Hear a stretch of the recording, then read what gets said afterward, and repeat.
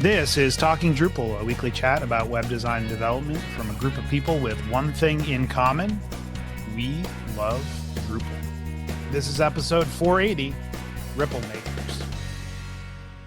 On today's show, we're talking about the Ripple Makers program, how it benefits Drupal Association members, and why it's important to Drupal, with our guest, Julia Kranzthor.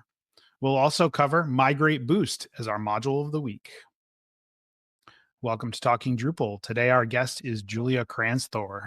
Julia leads the development, implementation, and execution of a comprehensive fundraising program rooted in philanthropic philosophy and manages the Drupal Association communications team.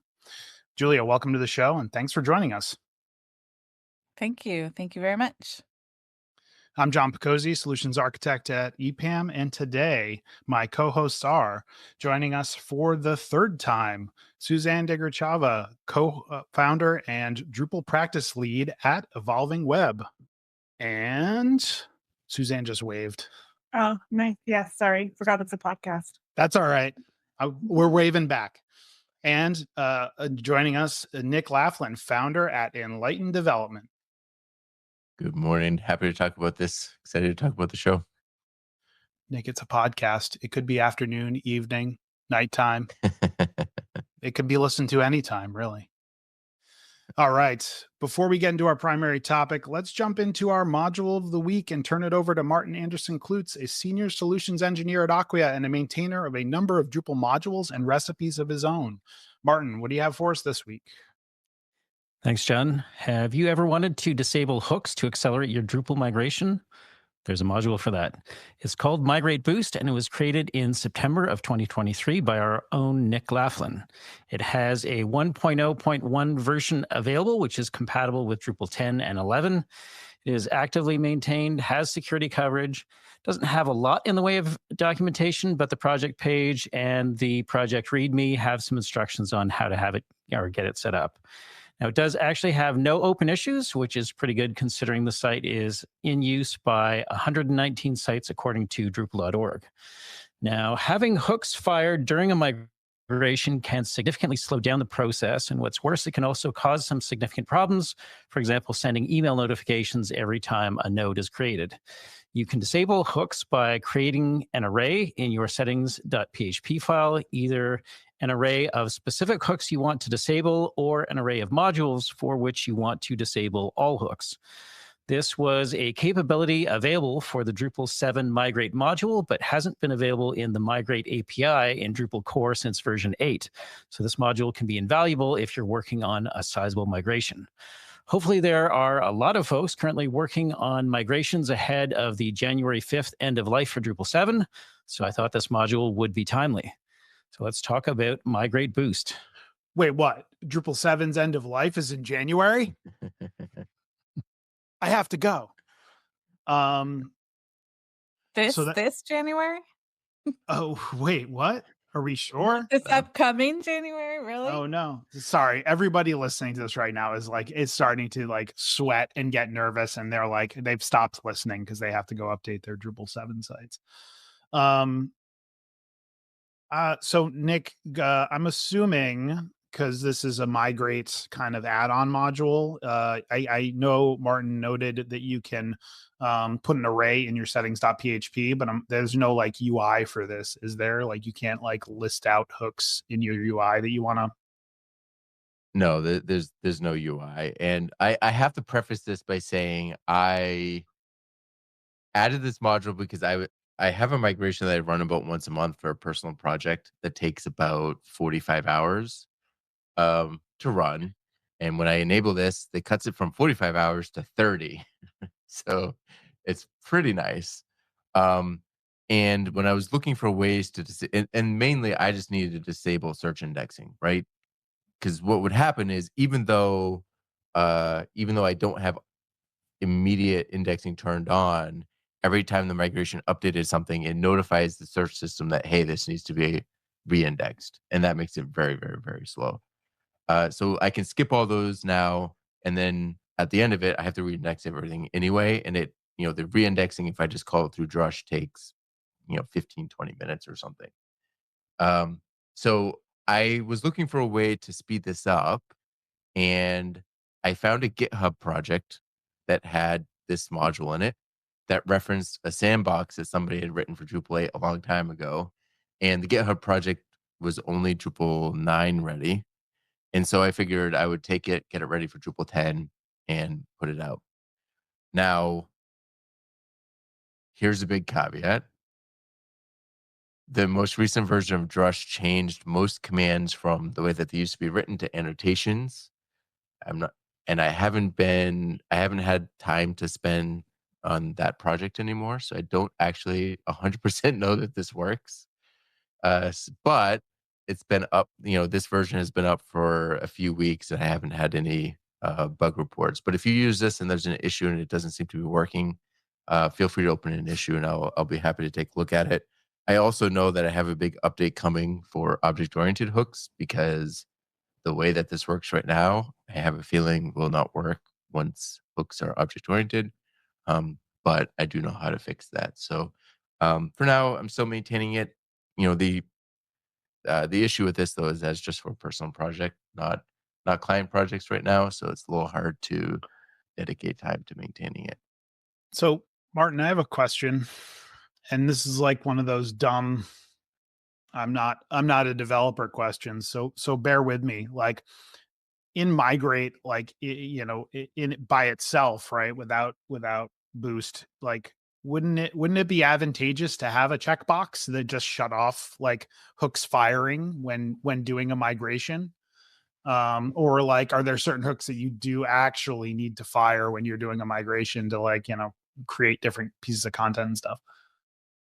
Yeah, I would say there's probably the potential to skip important steps if you just sort of, as a blanket, disable all hooks entirely.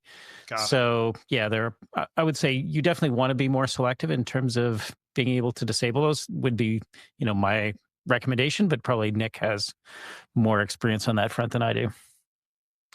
Yeah, you can't just blanket turn off hooks because, if something like Search API is probably pretty safe to just shut off in general. Because especially if it's a large enough migration to make sense to enable this and configure it, you can just reindex it after. But if you have something that's like modifying some other piece of data from like an entity create hook or something, you don't want to shut those off. Things can break. So it is really a migration to migration specific problem. Each individual person writing the migration kind of has to make that decision. Right. Interesting. Now, migrations can be different, have different purposes, right? So what about a migration that you're running on a continuous basis? Like, I want to run a migration every night to pull in new content from this separate database of books or publications or something. Would this also speed up those types of migrations? Because it seems like there's a big opportunity there to speed up something that happens really often. Yeah. So, it really depends on the size. It does speed up. It was worth it for me for that other project because it saved hours of time. But now that it exists, the configuration is pretty easy. You really just install it, enable it, and add an array, I think, to your settings.php. So I saved 30% of the migration time. I don't know, your mileage may vary, but is that worth the 15 minutes it takes to set this up? Probably. You're using less resources. It's better, it's better for everybody. But, the reason why I created it, well, I didn't create, the base one, but the reason why I ported it and released it on Drupal.org was specifically because I was tired of waiting 2 full days for the migration to finish. 30 hours is still a long time, but it's less than 45 or 40 or whatever it was. So Nick, do you have any suggestions for folks who are interested in trying this out, but maybe don't know which hooks they should try and disable? Yeah, let me, you know what? I could take a look at the project and tell you which ones I ignored because I think it's only, for me, it was only 4 or 5 that I had to ignore. And you know what? I don't know if I have those rules on this computer. Man, I hope hook info is in there. That would be pretty funny, but I don't think so. I don't have that on this computer, so I can't tell you. I don't do the development for that project on here, but I'll put it in the show notes. But if I recall, it was definitely the search one, and I think only one or two others. Fabulous. Well, Martin, thank you for bringing us another enlightening module of the week. And if folks wanted to suggest a module or just chat in general, how could they go about doing that?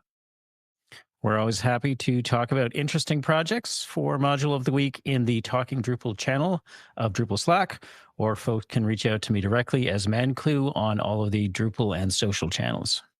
Fabulous. Thanks a lot. See you next week. See you next week. All right. Let's talk about ripple makers. So let's start with like a real softball question, Julia, that you probably have answered a million times at this point. What is Ripple Makers? Ripple Makers is a sustaining donor program to support the Drupal Association. Wow, that summed it up wonderfully. So go into a little bit more detail there, right? Like what is a sustaining donor program? Like what does that mean? So, Drupal Association is a US registered nonprofit 501(c)(3), which means that we source different resources in order to provide the support to the Drupal project. And one of those sources is people who use Drupal, who are part of the community and want to ensure that Drupal continues into the future. And so they will get set up on their credit card, a handy dandy recurring donation that hits us every month. That stabilizes our cash flow. That also allows us to very predictably forecast amounts of sums in the future for spending. And then us also helps us build a community. So it's really not just a transaction. It's really intended to be a partnership with people who use Drupal and the Drupal Association, because the Drupal Association does a lot. And we want to be able to communicate that. And we want to be able to communicate that to the people who really want to know about it. And the more invested you are, the more that you want to financially give. It allows us to just build that relationship. And that's the intention behind Ripple Makers, is that we want to be good partners, good wards of the trust that people place in us to forward the priorities of Drupal. And also, we want to make sure that we can utilize all the resources available to us, so that unrestricted, freely given, essentially charity donation allows us to pick priorities that wouldn't necessarily get funded by restricted donations otherwise. So sometimes we have different partnerships, or we have different agreements with either foundations or nonprofit, other sources that specify, what do you have to spend this money on? What exactly does entail with this transaction? Ripple Makers means that we can really pick and choose based on what we think is most important, and that's informed by the community itself. Yeah, I think that's one of the things I don't remember where I heard this, but just to echo something that you mentioned, is sometimes it's better to have a smaller recurring donation than it is to have a slightly larger one every once in a while, because it's really important for you to be able to forecast, right? If you usually do an X amount of donation a year and you forget one year, that's much different than if you're just giving, 15, $20 a month, because you can then, yep, what you just said, you can plan for the future a little bit better and see trends. Exactly. And And also build that relationship throughout the year. So if you visit the website once a year to plug in your credit card, that doesn't give you the opportunity to have all of those touches, all of that engagement. Whereas if you're making a recurring donation, and every single time you hit that, or it automatically goes through, you get a thank you note that also includes what's going on that month, or you also are able to tap into the newsletter. It's a reminder that you're part of this community. We're not just after you to give $100 a year, whatever it is. It's that we want you to be actively engaged. We want you to learn about what we're doing. We want to learn about what you're doing. And it's a two-way street. And I really view it as a partnership. Okay. And you mentioned something before I move on. You mentioned something that I also, maybe because I'm a Drupal developer, I always forget this. Like, so the Drupal Association is a nonprofit. That means that these are charitable donations, right? And they are tax deductible. Is that correct? That's correct. Mhm. I assume maybe it probably depends on what country you're in, laws and stuff. But if you're in the US, it's definitely tax deductible.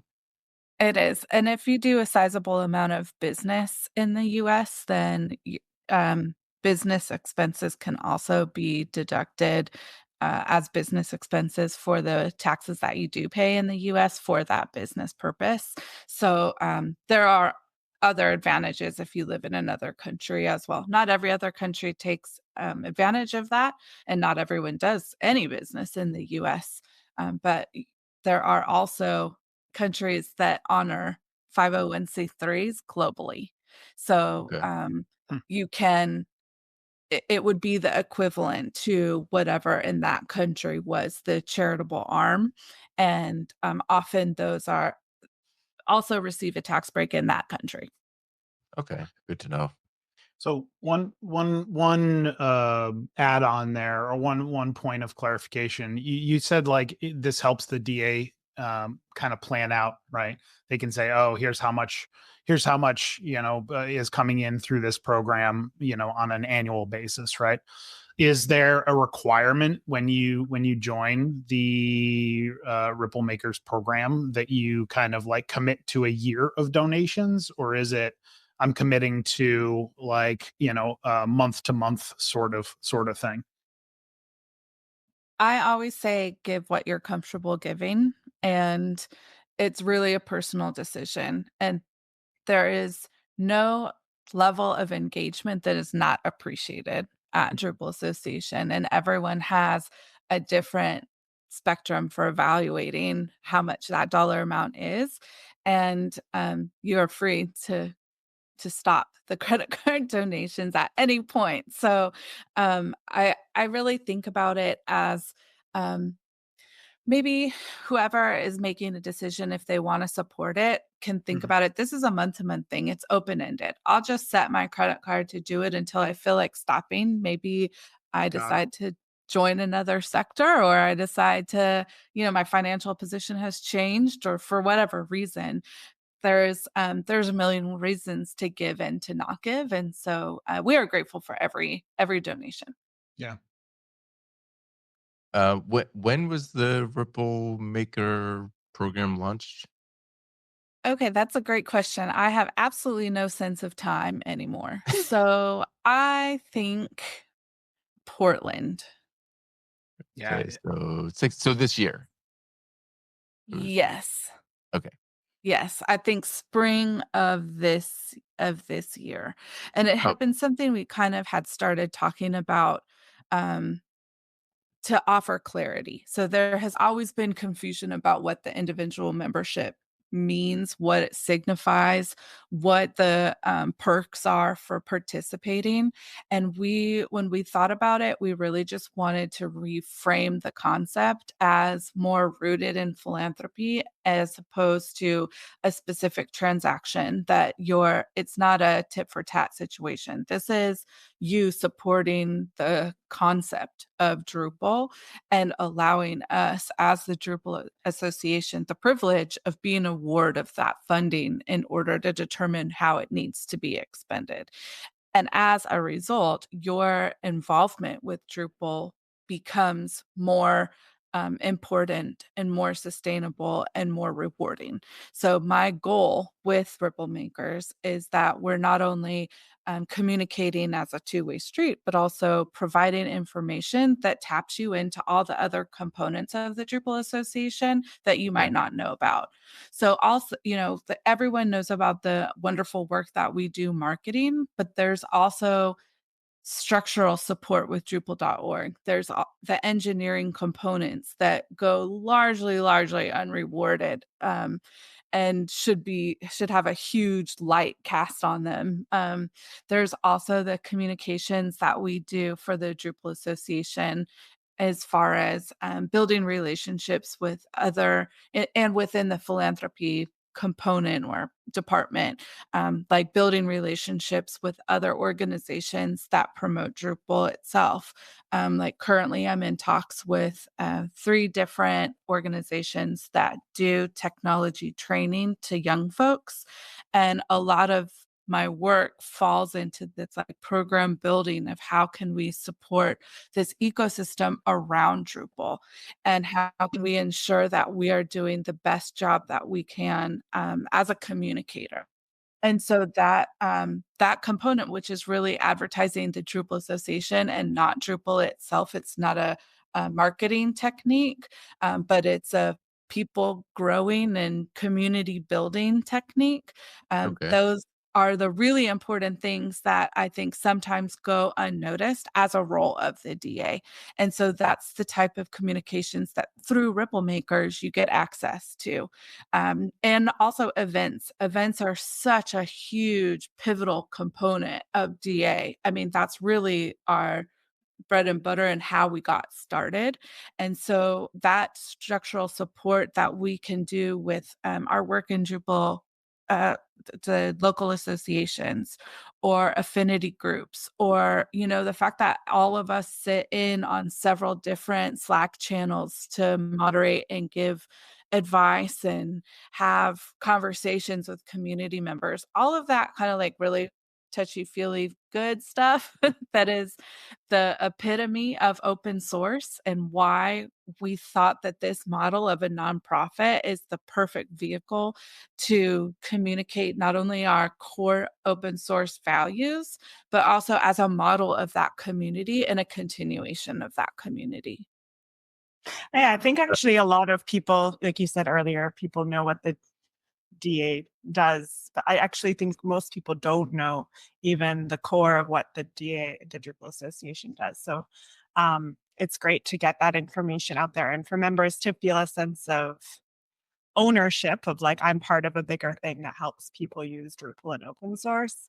That was a big thing for me when I was on the DA board. So I'm glad to hear that like being echoed. I'm just wondering though, like Ripple Makers is this new program. There's still DA membership.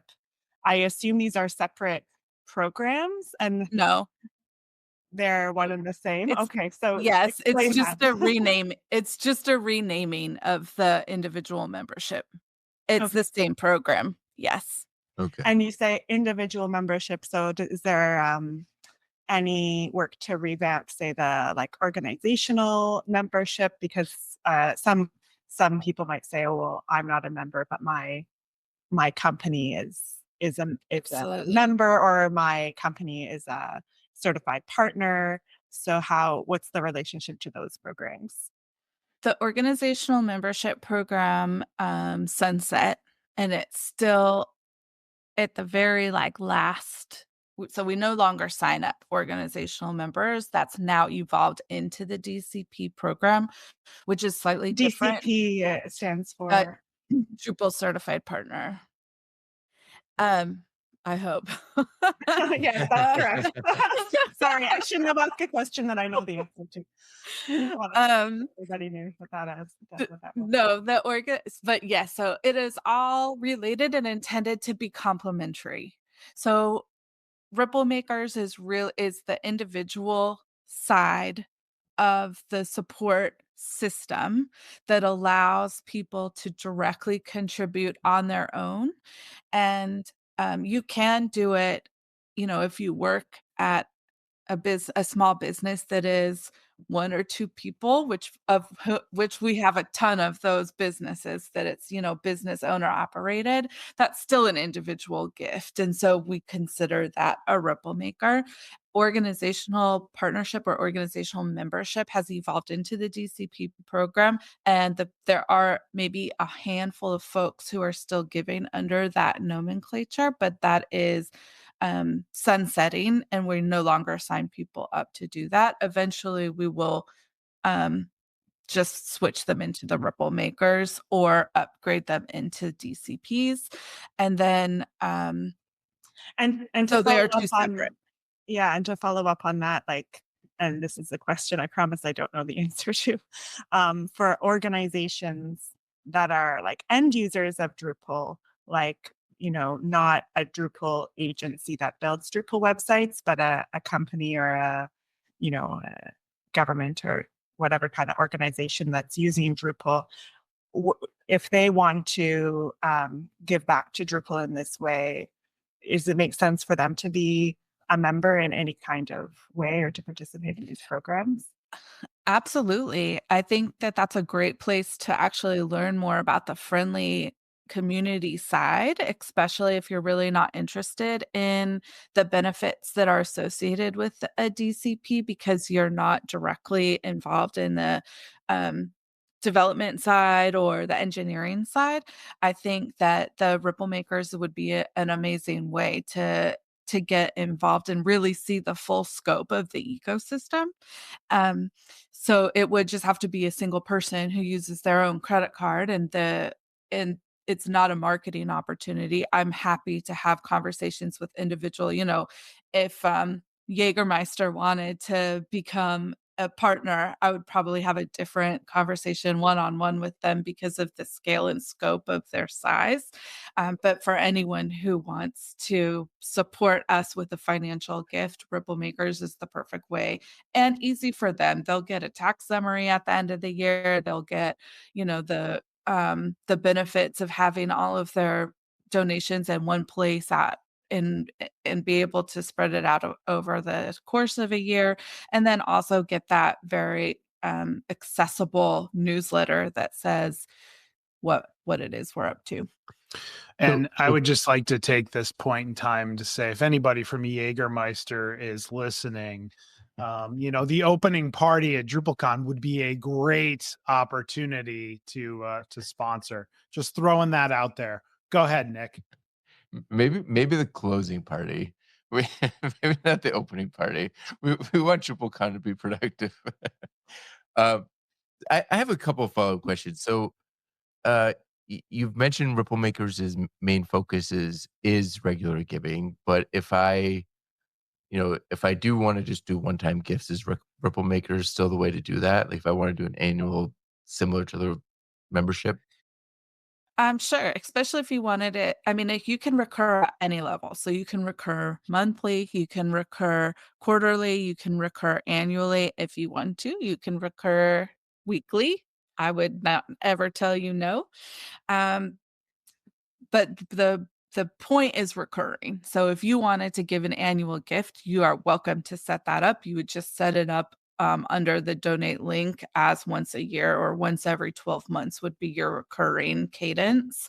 If you wanted to make a one-time gift and not secure any of the perks that are associated with the Ripple Makers program, there's just a straight up donate button on the website as well.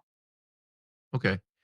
And well, I guess this kind of answers my question, but I'll mention it because the contrast I think to the membership thing, or one of the issues that I always saw with the membership was it did, at least that I'm aware of, it never told you your membership was up or it's time to renew, and it was very easy to accidentally renew for multiple years at a time.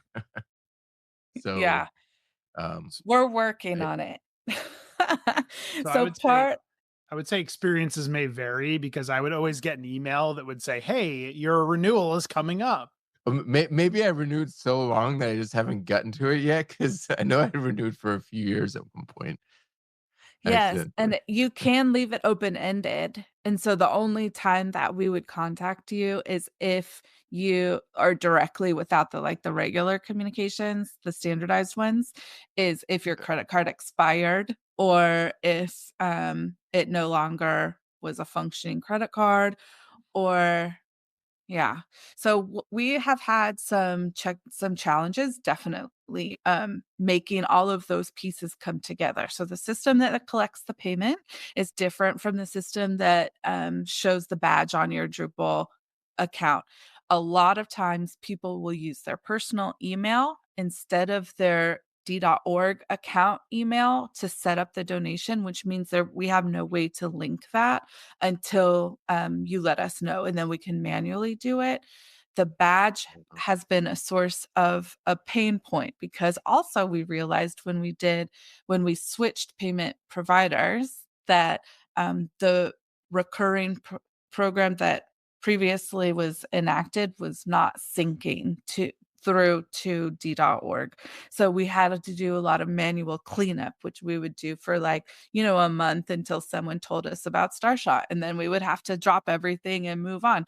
So there is and continue to be some growing pains as we've scaled out and scaled up. I freely acknowledge that. I apologize to anyone who has ever had any inconvenience in respect to their badge, their voting rights, their Ripple makers, perks, etc., or any confusion around the transition from individual giving to Ripple makers.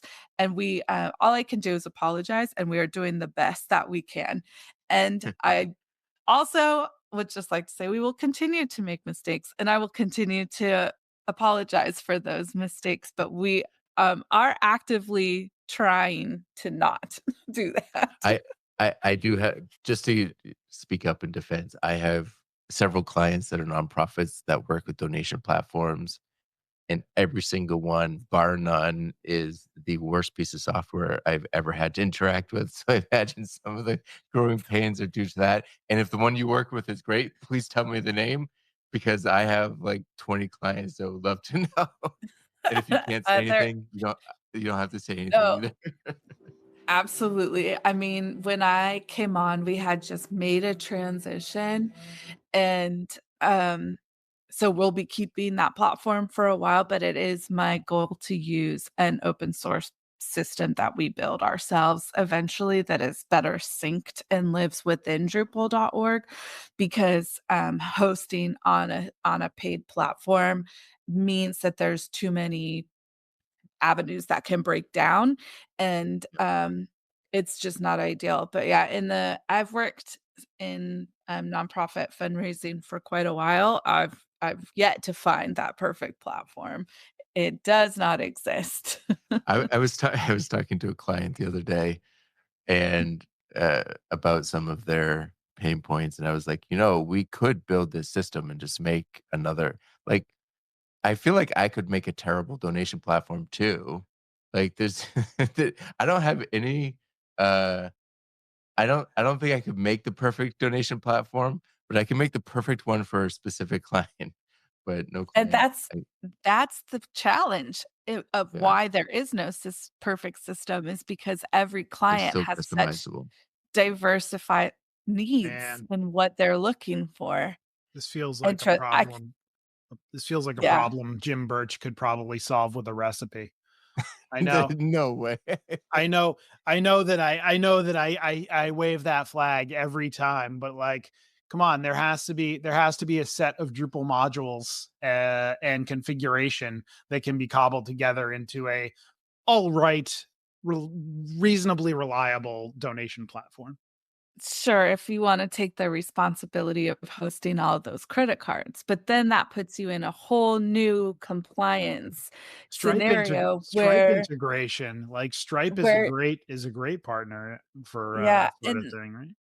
actually most of the payment platforms also, utilize Stripe Yeah.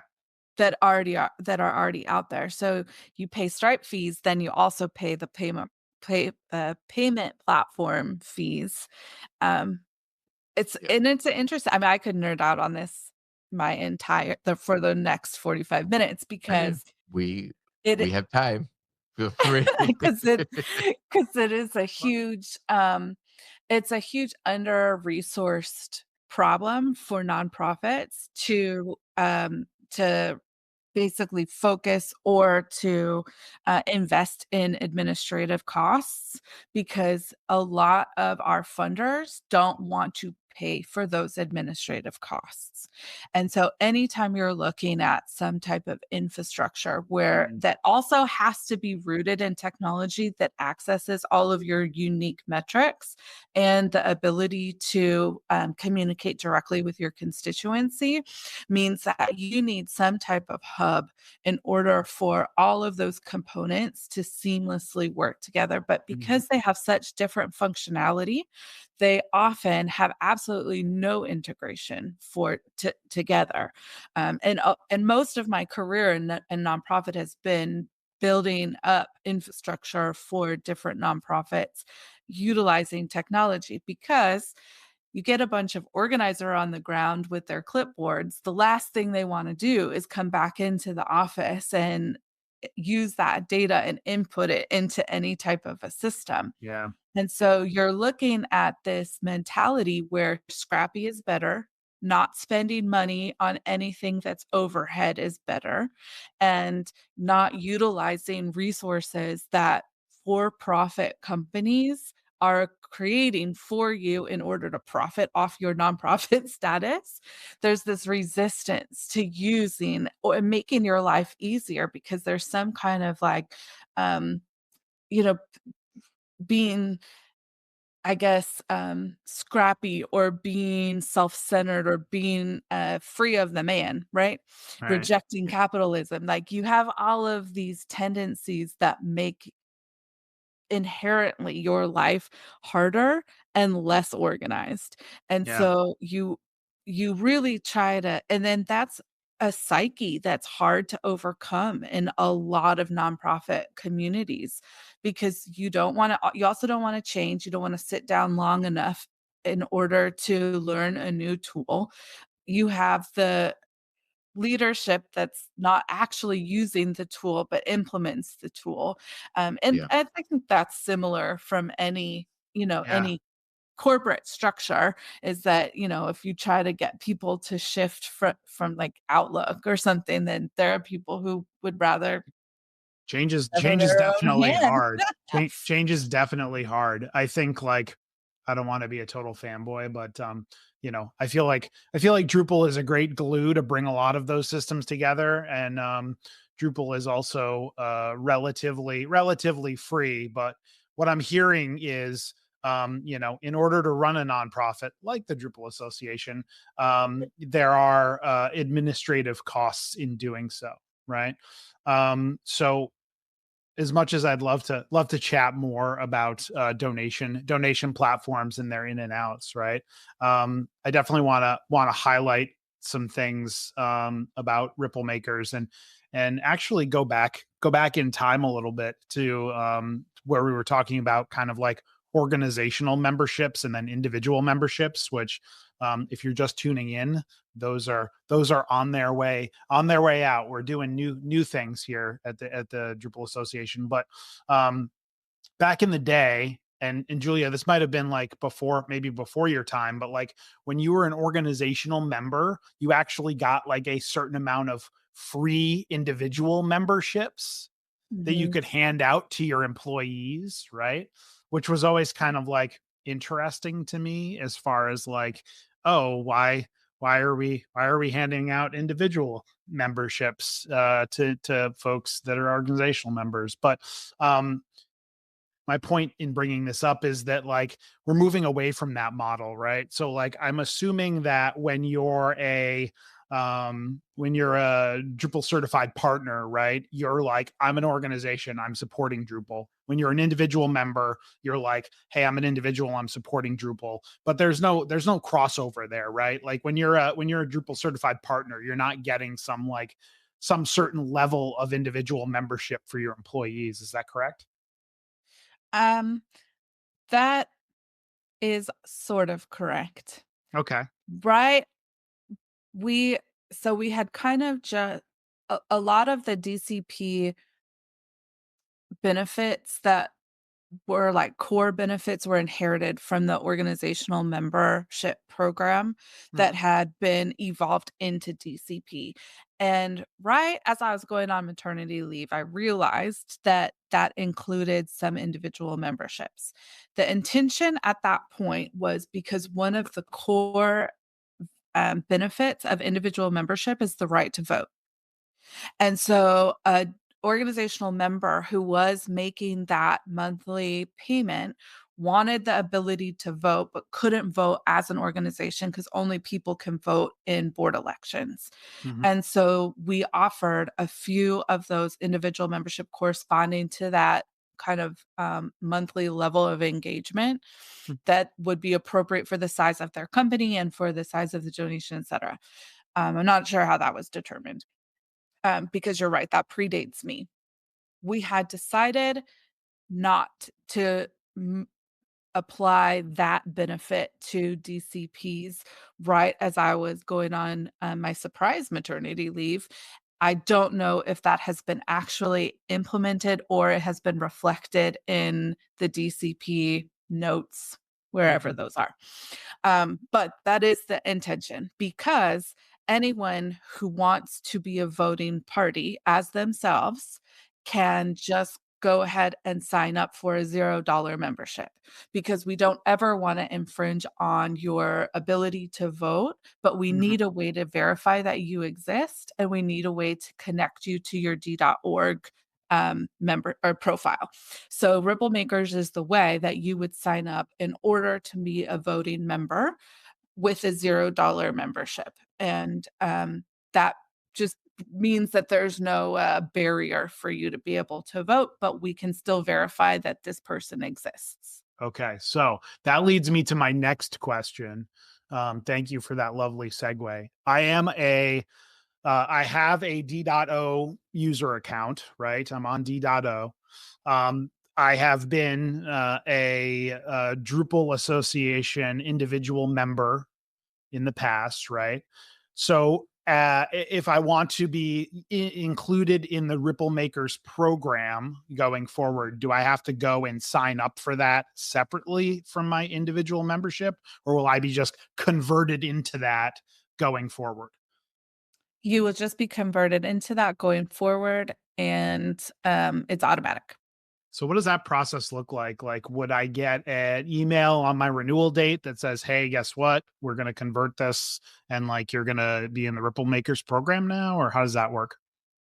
It's already done because essentially the Ripple Makers is just the new individual membership name. Hmm. So it's really just a continuous program that's gone forward that has a new conceptual base Hmm. and also a new name to reflect that the new concept and philosophy behind it.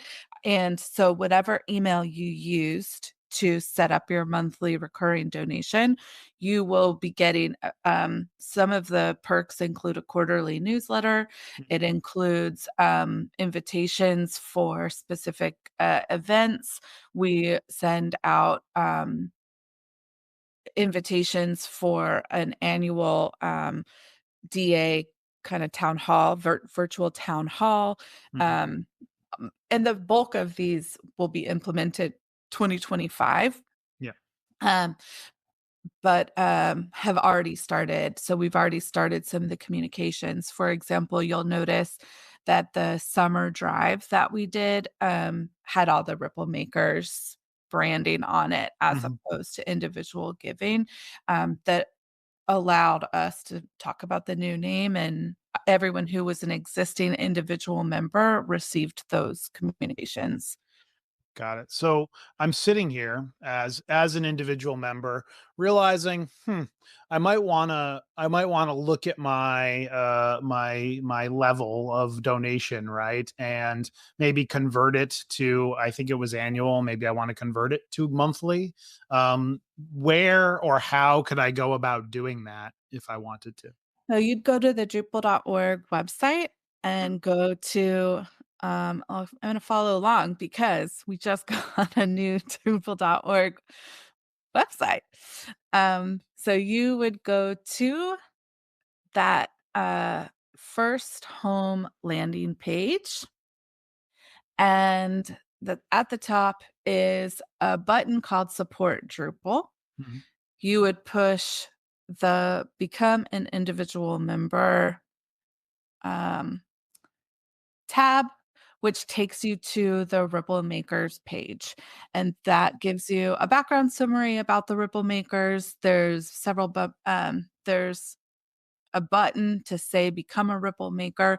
And if you have and that takes you to the payment portal. So that would give you, once you sign in, you can see what is your current status and make any adjustments that you'd like. I'm taking notes because I just helped relaunch Drupal.org, and I see that in the menu we still call it become an organizational member, become a individual member. So maybe this is something we need to update. It is. And And is there an issue queue if you don't see your membership there, like you would expect, or do you just send an email somewhere? you can either way. I don't think there's an issue queue. The best way would probably to send desk an email or contact us. And I also believe that my email is at the bottom, and I'm happy for you to email me directly. I get a lot of Slacks. And I have to tell you, 99.9% of the time, it's just a different email than the D.org profile. So anyone who wants to troubleshoot that on their own in advance. I'm in the process of troubleshooting it right now. Yeah, I'm wondering the same thing. I think I'm gonna have to do a password reset, but that Ripple Makers page on D.O is very helpful. Had all the links I needed, so I'm off to the races on that. Yeah, Fantastic. I'll take a look at that after, because I think it's probably the same thing for me. And really, I do encourage people to reach out to us. So I want to give credit to Yitka, who has managed the individual membership program prior to me arriving. Now we co-manage it together. She has done an amazing job. She is so amazing to work with. She's a lot of fun. She has a lot of experience in more traditional philanthropy. The DA is not a traditional nonprofit. We really are kind of set up as an association and are funded in the opposite way of a traditional American nonprofit. And so her stewardship of the program is to be commended. And I really love working with her. And she and I have been the kind of thought leaders behind the Ripple Maker transition.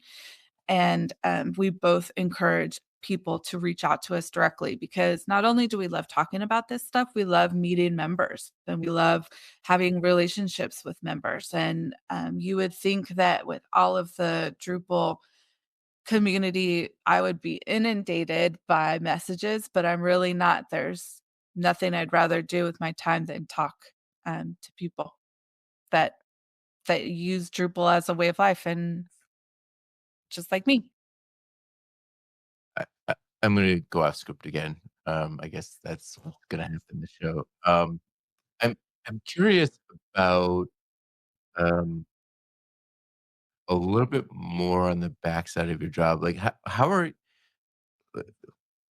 are you coming up with these benefits? Because I remember that was also something that, I've supported the DA for a long time. I've been a member for a long time, but other than voting, there really wasn't any benefit other than knowing that I'm supporting something that's supporting my livelihood, right?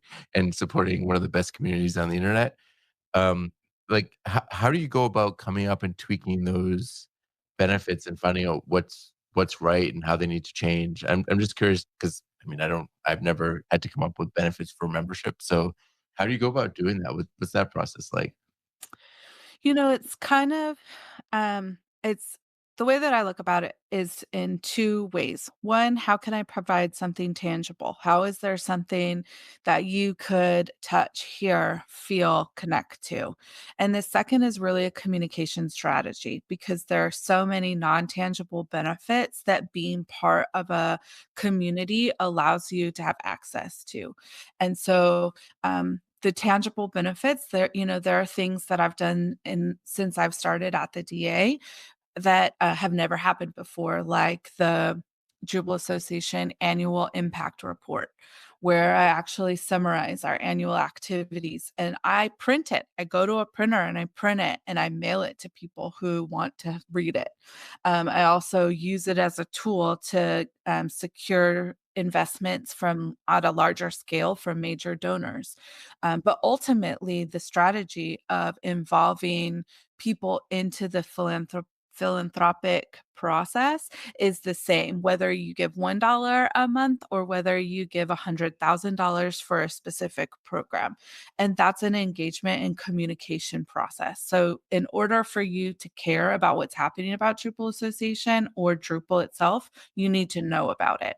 So this communication strategy is really built around how can we make sure that we are regularly and diligently updating community members on our activities.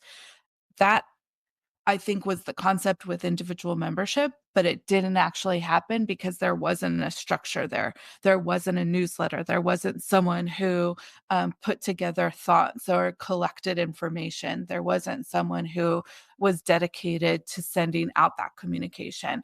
There wasn't and there wasn't someone just thinking through what is the purpose of each of these levels. So what Yitka and I did was we took a look at what is currently happening, who are the current givers. We divided those segments into dollar amounts as a way to determine how engaged people are. We assume that the people who are giving the most money are the most engaged or have the most desire for a return on their investment, meaning they want to know and be contacted the most frequently. So if you're falling within the under $10 a month range versus if you're giving $100 a month, then I have a list on our website of who, and I'm pretty sure it's still there, although not 100% sure. But as the Drupal.org improvements roll out, there will be continue to add new and more information. And we can look at how engaged do you want to be and what are the type of communications that you want. For people who are giving $100 a month, who I can look to see have read every newsletter that I send out, who are opening and forwarding and actively trying to recruit new members, I consider those people, maybe they want to run for the board. Maybe they want to be in an active community group. Maybe they want to moderate a Slack channel. Maybe they want to maybe they have a module that they're working on that they want to see in the newsletter. And so I build a relationship. And that's what it's always been about, is how can we talk to the people who are using Drupal the most and are most invested in Drupal to see what it is that they want to hear about. I also do pretty in-depth evaluations of the communications that the DA sends out. So when I send out the monthly DA newsletter, which is different than the quarterly Ripple Makers newsletter, I look to see what percentage of people are clicking on events, what percentage of people are clicking on governance or board structure. I look to see who is looking at the technical side, the engineering components. And then I ensure that there are a piece of what that person is interested in all subsequent communications. It helps me structure and segment what people are actively interested in, and it informs me because I know what I care about on Drupal is not necessarily what somebody else who is profiting on Drupal cares about, but I care about all of the ways that people are invested. Also, I want to make sure that we're speaking to the places where people don't know, because you don't know what you don't know.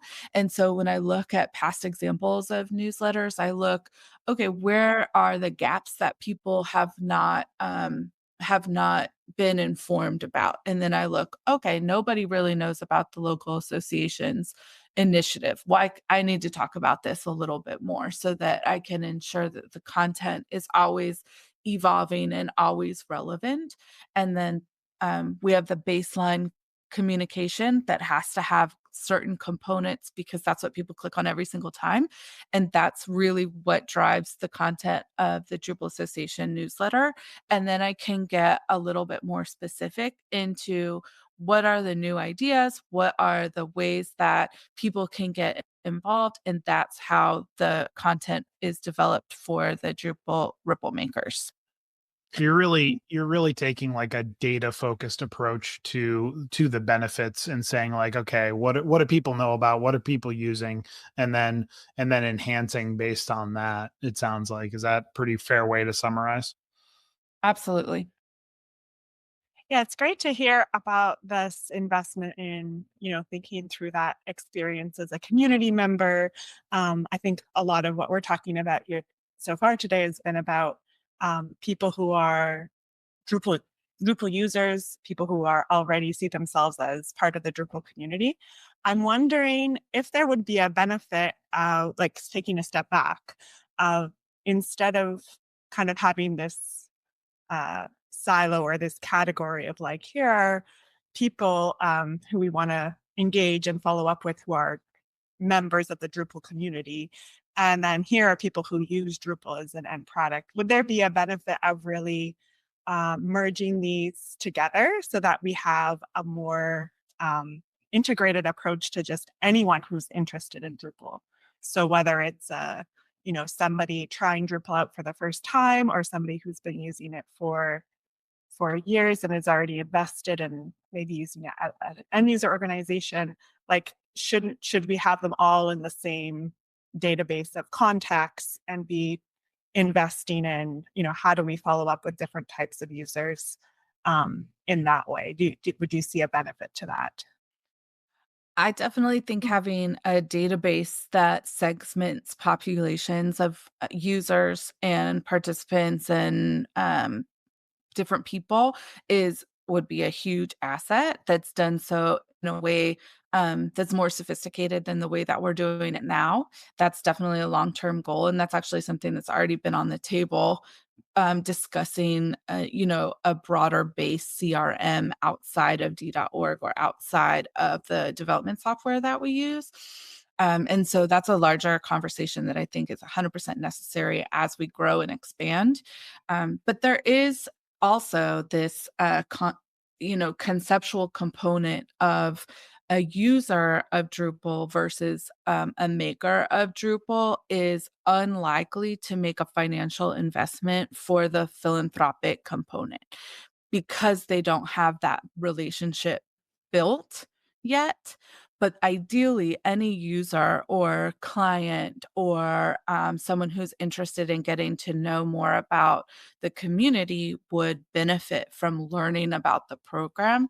And the point of moves management throughout investment levels, engagement levels, is so that we can take a kind of fleeting interest and turn it into a passion. And that's Mhm. what we want to do. And so, for me, marketing someone or, picking someone who has a potential interest versus an intrinsical for interest is a wider net than I have capacity to do.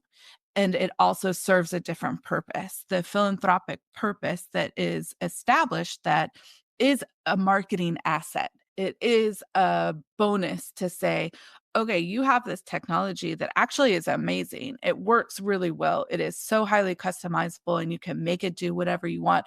But also, it comes with this amazing community that's built in open source value that also has a way to support itself and reward itself.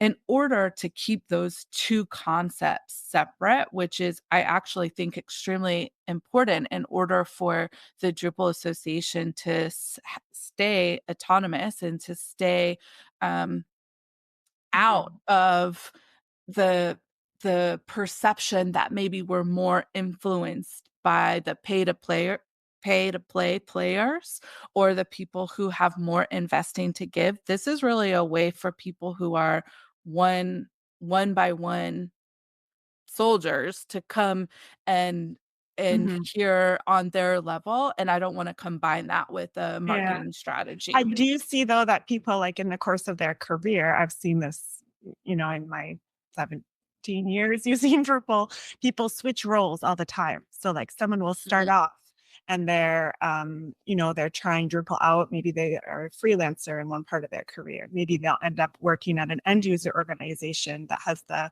power to like select a CMS. Then later on, maybe they'll go and work for an agency or they'll start their own agency. So people like as individuals, contacts in our, if we think of like this list of people we interact with, they might be changing hats all the time. And even if they're no longer like maybe if they switch hats and they're no longer see themselves as, a maker, like part of a developer who's using Drupal individually, maybe they'll switch to have some role in selecting a CMS, which arguably they'll have even more influence on the community and be able to increase Drupal adoption, which might end up, growing the community even more.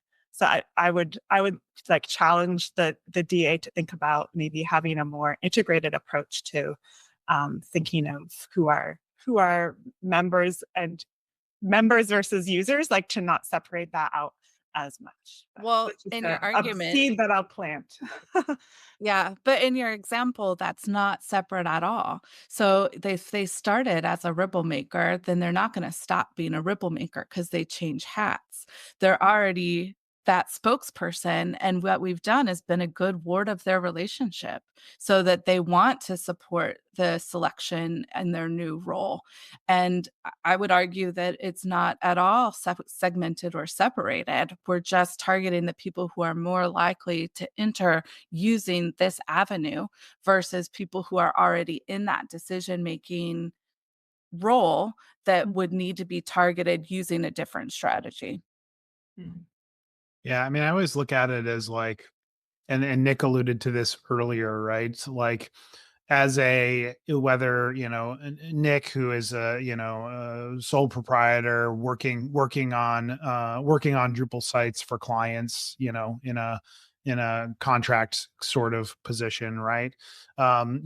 He's coming to individual membership ripple makers as like, hey, I'm giving back to this community because this community provides me with a majority of my income, right? And I kind of look at it the same way as like, hey, listen, I'm supporting something because like, I believe in Drupal, the software. I build Drupal sites.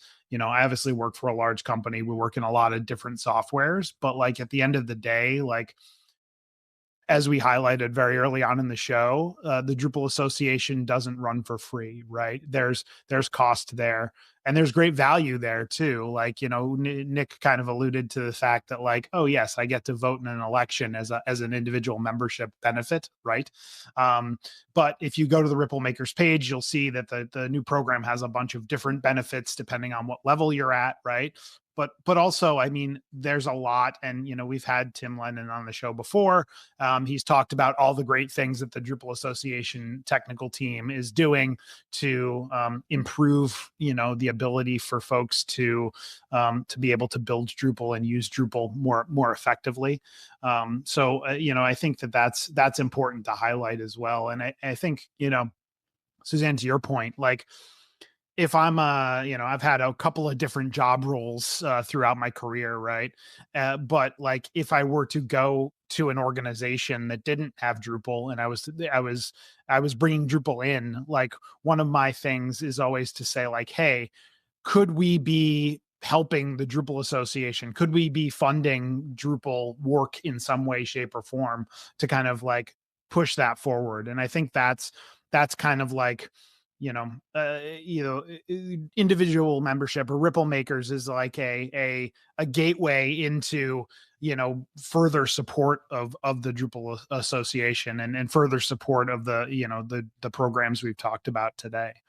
So yeah, I mean, I think it just kind of like it can morph into a couple of different things. But I would say anybody listening who is not an individual member or a Ripple maker, like you should probably go and fix that problem right now. You should use the email that you use for your d.org profile. You can look it up. It's really easy. I just did it.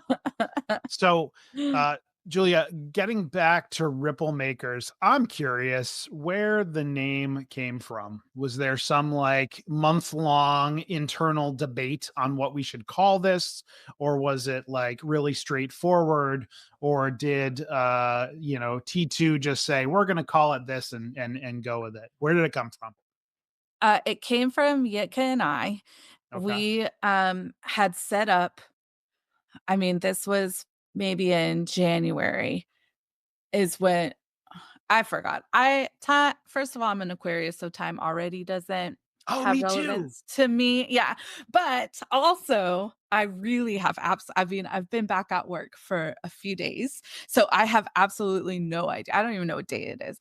But I think it was in January when we had started to discuss the changes to the program. And I approached her and said, "Yet, are you open to rethinking some of this?" And she said, "Julia, I've been wanting to do that my entire time here. I just haven't had the capacity to do it, and I didn't want to do it by myself." And I said, "Well, are you looking for, a buddy? Because I would love to do this and I'll help you." And she said, "Great." So we set up a year's worth of recurring weekly meetings in order to discuss the name, the branding, everything. On day one, we looked at each other and we said, okay, what would signify, or what would emote a lot of drops coming together? And we just kind of looked at each other. We're like a ripple. And we're like, oh, well, it's exactly a ripple. A ripple is what we are trying to say. We are just trying to say a ripple. I'm glad you guys didn't focus on a puddle, because like puddle makers just doesn't sound as good. Yeah, it just doesn't have the same ring to it. And then when we started, so when we Googled ripple, and then we were like, okay, well, what is a ripple effect? And then we started, and that's kind of like where the term originated, was ripple effect, is how can so many little drops build momentum so that they join together in a common thing. And then we started saying ride the wave. Let's ride the wave. And so there's all this just water terminology that kind of got melded together to build the wave. And so now we say ride the wave, build the wave, and the ripple effect is a common common word phrase that we use, and Ripple Makers was born. And it was, I mean, we just never looked back. We liked it and we were stuck with it forever. There you go. Yeah, it's I have another question, totally off topic, about something we talked about earlier, and D.O profile badges, because those are super important to most users. Does Ripple Makers have its own badge, or are you guys just using the individual member badge for now, and then maybe in the future there'll be a Ripple Makers specific badge? Like, how is that going to work out? Yes, the individual membership badge will be the same, but renamed Ripple Makers badge. And everyone who currently has one will have one, and anyone who signs up in the future will get one. That is not a seamless transition right now. We do have to do some manual work, and the priorities for Starshot and the launch of Drupal.org supersede the fine-tuning of that transition. So once we cross some internal hurdles, then the engineering team will start making those transitions. But they can't make those transitions without support from listeners like you. Yes. Just throwing that out there. I didn't even pay him to say that, but I appreciate you saying it more than I can tell. I'm a non-compensated spokesperson. Nick, go ahead. So this program has been around for about a year now, a little less than a year. what has the impact of the program been so far? What has the response been? The response has been wholly positive. We've done signature Ripple Makers breakfasts at all the DrupalCon since Portland. Wait, did we do one in Lille? Actually, maybe we did one last year to just introduce what's coming, and talk about, the philosophical changes and why. And folks have been amazingly receptive and have frequently said that they didn't really know the point of the individual membership, but that Ripple Maker seems like it's more vested in community and relationship building. And that's absolutely the point. That's exactly what we're trying to do and trying to communicate. And yeah. So the drive, we're planning on doing membership drives summer and end of year. And so those basically correspond with the times that we're not actively promoting DrupalCon as hard as we normally do, so that there's not so much noise out there that the message doesn't get lost. And so this year was really about finding the tools in order to communicate those strategies. So we implemented the newsletter, which I don't think went out in my absence, but I do think will be going out shortly, and the tools. And so we did a summer drive, and the last couple weeks in December, we will do a membership drive for the end of year and then start preparing again. And so the reception has been very warm and welcome. I have one question that we've been asking most of our guests for the last few months that I didn't think we were going to ask today, but you've brought it up at least twice now. What's the Drupal Association doing for the Star Chart release? Because that's just over a month away. What are we not doing? I think is maybe the better question. Because it has definitely permeated everybody's existence, in a good way. That we're all, it really, I think, rejuvenized and energized us to respond to a need. But a lot of the infrastructure for Drupal.org, the upgrade, the migration, all of that is in preparation, and we also lead. I mean, everyone, regardless of what their title is, involved and invested in Starshot. So I don't even know how to answer that question. Yeah. So I'm lucky enough to be on the event organizers working group. And as part of that, I get every event email from Drupal.org. And I will tell you, Nick, on January 15th, there are going to be a lot of Drupal CMS Starshot release parties. So you can find one near you and you can attend, and I'm sure it will be a blast. And I'll say that the lift from the engineering team has been the heaviest. So in order to ensure that the release goes smoothly, they've been heavily involved in the infrastructure, the organizing, the connections, every component, which means they really don't have time to do anything else. And so one of the direct ways that my work has been impacted is that everything is on hold until the rest of the team can participate. So it's actually kind of a convenient time for me to step away for a couple months. But yeah, there's nothing that every meeting we discussed our shot. Trust me. I can add a couple things too, because the Drupal Association has 2 new marketing hires in the last few months. And with, relaunching Drupal.org, you might wonder why this finally happened. And in part, it's because we need a great place to showcase Drupal CMS. So there's a lot of things like that you'll see the Drupal Association doing that are motivated by making sure, we can release Drupal CMS successfully. I mean, I feel like deadlines do that, right? Yeah, it's great. It gives people something to work towards. I mean that's aside, I'm a broken record, but I think a couple of the really big things that Starshot has done is, one, it's brought the community together to talk about what is the best practice to do X, and let's work towards combining different organizations' ways of doing that together in a way that's reusable, and then giving the community a deadline to work towards. And there are just so many like little issues that were just slowly getting worked on, but now it's like, hey, we have a deadline. Let's get it done this year. And the new homepage looks great.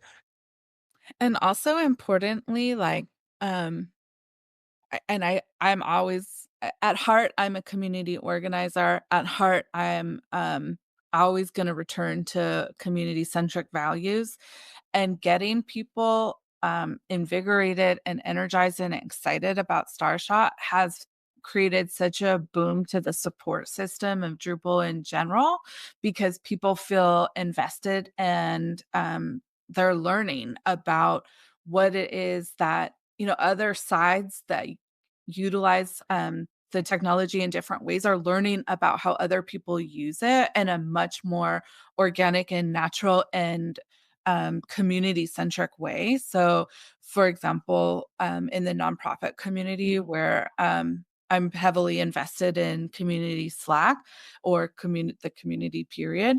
They finally started saying, "Hey, this is what I use it for," instead of feeling kind of like a little bit smaller, unimportant. No nonprofit use case is going to be enterprise level, but they really feel, they're working on recipes. They're working on ensuring that the components that they best utilize are going to be in the first release. And that has been, I mean, the participation and the community has just bounced back from, not dormant, but you have your kind of go-to person versus collaborative. And I think that that's been amazing to watch and be a part of too. Yeah, there's definitely a lot of exciting things coming in the near future for Drupal. Ripple Makers, however, is one of those things. It's here now. And if you go to Drupal.org, you can find out more about it. Julia, thank you for joining us. And hopefully you'll come back in some time to give us an update on how Ripple Makers is doing. That would be great. Thank you for having me. It was so much fun to talk to you guys. Do you have questions or feedback? You can reach out to Talking Drupal on Twitter or Blue Sky with the handle Talking Drupal, or by email with show@talkingdrupal.com. You can connect with our hosts and other listeners on the Drupal Slack and the Talking Drupal channel. You can promote your Drupal community event on Talking Drupal. Learn more at talkingdrupal.com/TD promo. And you can get the Talking Drupal newsletter to learn more about our guest hosts, show news, upcoming shows, and much more. You can sign up for our newsletter at talkingdrupal.com/newsletter. Thank you, patrons, for supporting Talking Drupal. Your support is greatly appreciated. You can learn more about becoming a patron at talkingdrupal.com and choosing the Become a Patron button in the sidebar. All right, Julia, if folks wanted to get a hold of you to talk about Ripple Makers, talk about donation platforms, talk about really anything, how could they go about doing that? Slack is usually the best way, or I respond to emails. So in my email, I believe it's also on the association page for the staff website. I Cool. said that backwards, but yeah. That's all right. Slack and email. Sounds good. Suzanne, what about you? Yeah, I'm Pixelite on Drupal Slack, and my website is evolvingweb.com. I have a lot of blog posts there you can find. Awesome. Nick? You can find me pretty much everywhere at NixVan, NICXVAN. And I'm John Picozzi. You can find me online at picozzi.com or on Drupal.org and the social media at John Picozzi. And you can find out more about EPAM at EPAM.com. And if you've enjoyed listening, we've enjoyed talking. See you guys next week. Thanks, everyone.